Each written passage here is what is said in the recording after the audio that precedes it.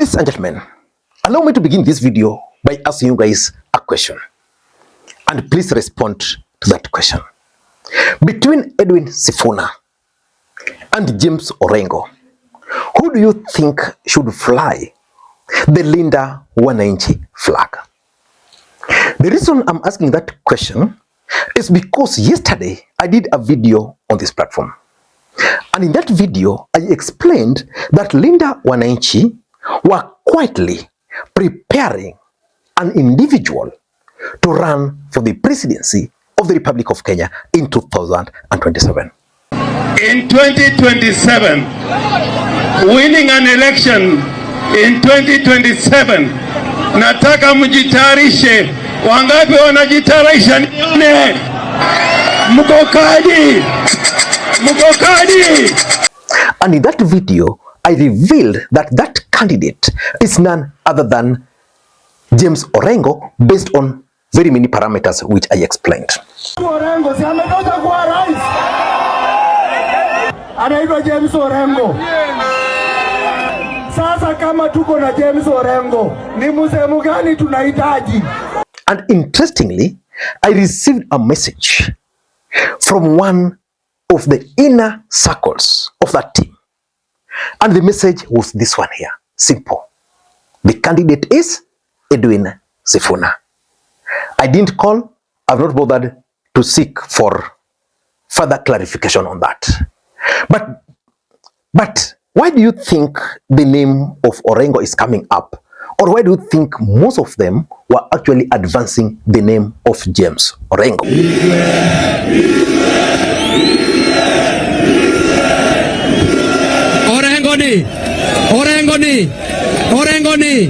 Orengoni, eno siepwa mok miwanyach.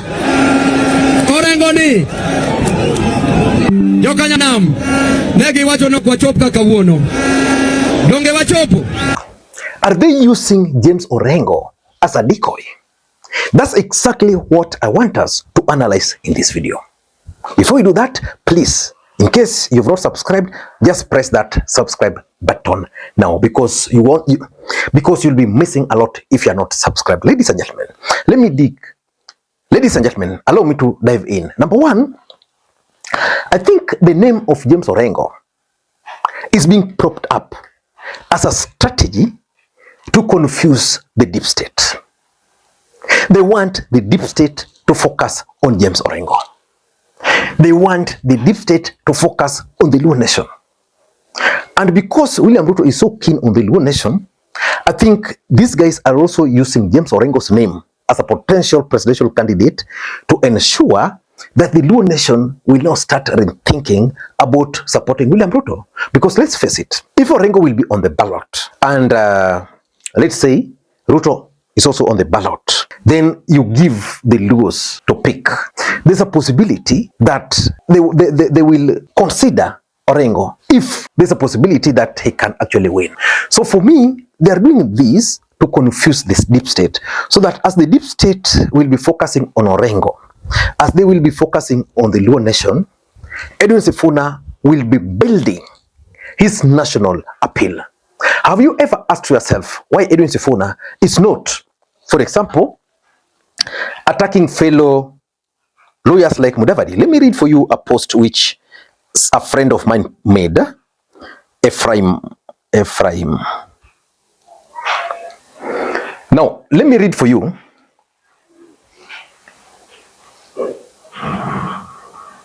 Let me read for you these posts, because sometimes these hidden posts are very important. Sifuna is trying to build a national appeal and consolidate the Luo Nation, while Orengo is just causing for confusion here. In a public gathering, Senator Edwin Sifuna, as ODM SG and Senator of Nairobi, made a public plea to Musalia Mudavadi and Weta that he will never politically attack them. He recognized their seniority in Loya land. True to his word, he is yet to criticize. True to his words, he is yet to criticize the senior leaders. Through talks, negotiations,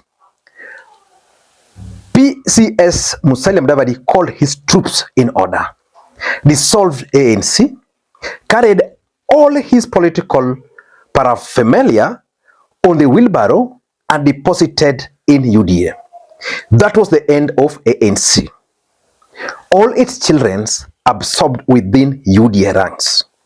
He kept it up with a declaration that he won't vie for the presidency. Instead, he will back His Excellency President William Ruto.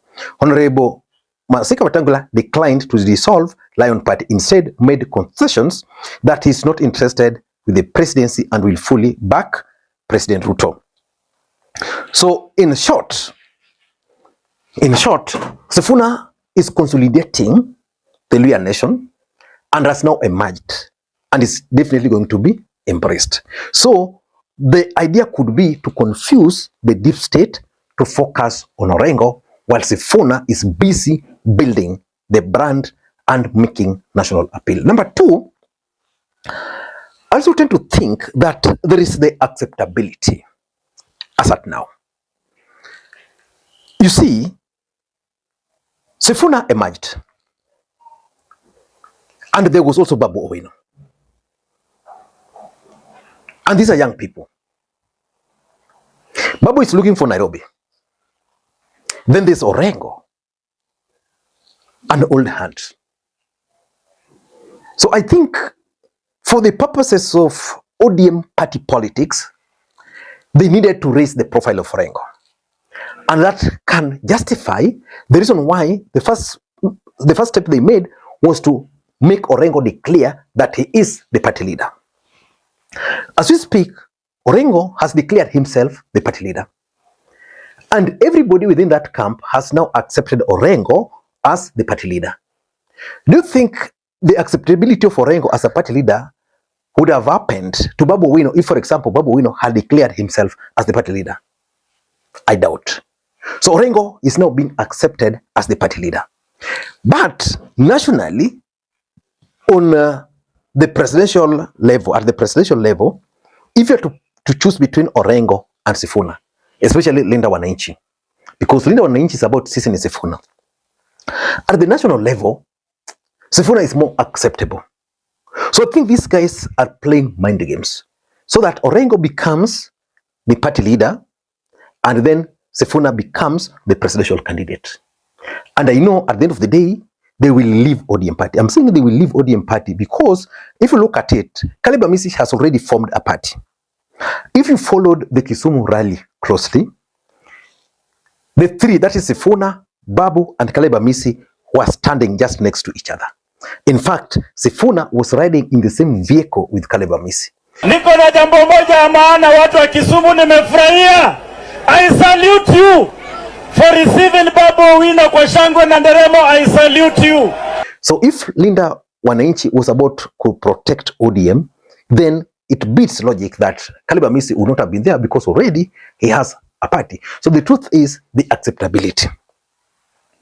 And number three, which is important, as we speak, it's Sifuna's moment. And for them to maintain that moment, they also needed to raise the profile of others. So it remains Sifuna.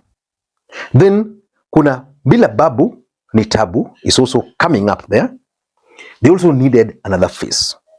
And that's where I'm seeing Orengo, because they're young thugs, they needed an old hand. So the truth is, as we speak, as much as we can talk of Orengo being the presidential candidate, Orengo declaring himself, because Orengo was like Juogi, Dwaro, Orengo. It's like, translated to mean, the spirits, Raila spirits want Orengo. And that is actually intended for the Luo nation. So it's Sifuna's moment, but they also want to raise the profile of Orengo, so that when Orengo speaks, the Luo nation can listen to him, because initially, Orengo was not really accepted amongst the Luo nation. Those are facts. And importantly, why this could be a decoy, I think this team is focusing more on the young people, the Gen Zs. And the truth is, if you have to give Gen Zs the power to vote, or to pick between Orengo and Sifuna, they will easily pick Edwin Sifuna. So as much as Orengo is trying to campaign on the account that he wants to be the president or the running mate, I think it's a decoy as they build that Gen Z trust. And lastly, the winning formation. The winning formation. The truth is, in the Luo nation today,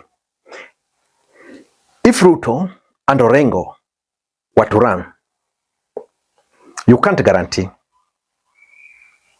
You can't. But if Sifuna were to face with William Ruto in the Luo nation, you can guarantee the Luo nation will vote as a bloc. So which means these guys might actually be working on a winning formation. And for me, I'm looking at that winning formation being formed around 3 individuals: Ndindi Nyoro, Babu Owino, and Edwin Sifuna. And that can explain why these guys are yet to go to the mountain. In their mountain rallies, you should expect to see Ndindi Nyoro as part of the team. So we are likely to have a Sifuna Ndindi Nyoro ticket, with Orengo being promised maybe the position of the prime minister. I don't know what you think. That's my take. It was a decoy, and all of us swallow it. Till next time, Lee Makwiny.